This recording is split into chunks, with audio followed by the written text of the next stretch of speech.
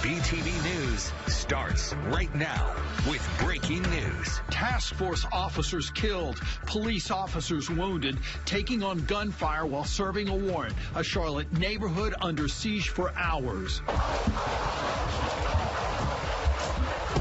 We heard, like he said, like more than 100 gunshots, like bum, bum, bum, bum, bum, bum, bum, bum. Neighbors in this community forced to take cover, some running for their lives. Next thing you know, I'm hearing pop, pop, pop, pop. I ran up out of there. And now a grateful city is in mourning. They lost their lives after they gave us the opportunity to be in a safe place. Tonight, live team coverage of a day filled with courage and sacrifice that we will never forget. And our city's stunned tonight by that deadly, violent standoff in East Charlotte, and now we have just learned a fourth officer has died as a result of that shootout. A Charlotte-Mecklenburg police officer identified as Jonathan Iyer, a husband and the father of a 3-year-old. He'd served 6 years on the force. The officers were shot in a normally quiet residential neighborhood on Galway Drive this afternoon, not too far from the plaza. 4 other officers, 3 of them CMPD officers, were also wounded in the line of duty. The CMPD officers are expected to be okay. And we are bringing you live team coverage tonight. WBTV covering all aspects of the shooting. And we're going to start in the neighborhood where this all happened. My co-anchor, my partner, Siobhan Bryan, is live with how the officers are being remembered. Siobhan? John, I'm here on Galway Drive in East Charlotte where the absolutely unthinkable happened, disrupting a usually quiet neighborhood on this Monday afternoon. Right now, I want to show you video of a processional that we saw earlier this evening outside of Atrium CMC Main, a medic ambulance leading the way as dozens of law enforcement vehicles trailing behind it, lights on this tragic day. Local law enforcement lost some of their own who were just trying to protect and serve us here in the Charlotte community. Some local families will never see their loved ones walk through their front doors again, and we can only imagine the grief that they're feeling tonight.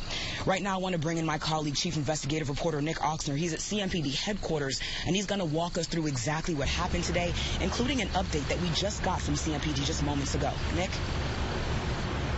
Yeah, Siobhan, we're now just getting in the information and the suspect that task force was there to arrest today. This information just coming to us in the last 10 or 15 minutes. We now know the suspect in today's deadly standoff and shooting was Terry Clark Hughes Jr., 39 years old. People hugging police officers, crying with them, and telling them, I am simply sorry. Let's bring Siobhan back in here. And Siobhan, I can tell you, after 36 years in the news industry, this was definitely one of the hardest stories I've ever covered. Well, John, I can tell you there is evidence. A whole agency is grieving tonight here at this federal building. I want you to take a look at this right now. The flag has been lowered, and just below that flagpole, you can see flowers in honor of the lives of the officers taken today. In fact, it reads on one of the base of those flowers, in honor of our brave deputies and officers. Our security analyst, Carl De La Guerra, into the studio right now. Carl, you have worked with police officers, you have trained police officers, you're an expert on security situations such as this. Just your take on what happened out there today. An incredibly tragic situation. It goes to show that every day that these officers go out to execute warrants, you never know what's going to happen. We're winding down on an absolutely tragic day that will undoubtedly go down in history as one of the darkest in the history of Charlotte and for area law enforcement. Back here on Galway, it's mostly quiet besides this police cruiser behind me that's stopping any casual traffic from getting closer to the scene where this deadly encounter happened. Since I last talked to you just minutes ago, we saw a Union County deputy drive to the scene, and they just left just moments ago. And it just goes to show so many agencies work together to keep our community safe in Charlotte and beyond. That brotherhood, unfortunately, was rocked today, and so many are feeling that grief. I'm John Carter. Thanks again for joining us for WBTV News at 11. It was a day we won't forget. I live in this neighborhood for 10 years, never saw this, never thought it can even happen. A day we must not forget. Make sure that these officers who have families have people to reach out and hold them up.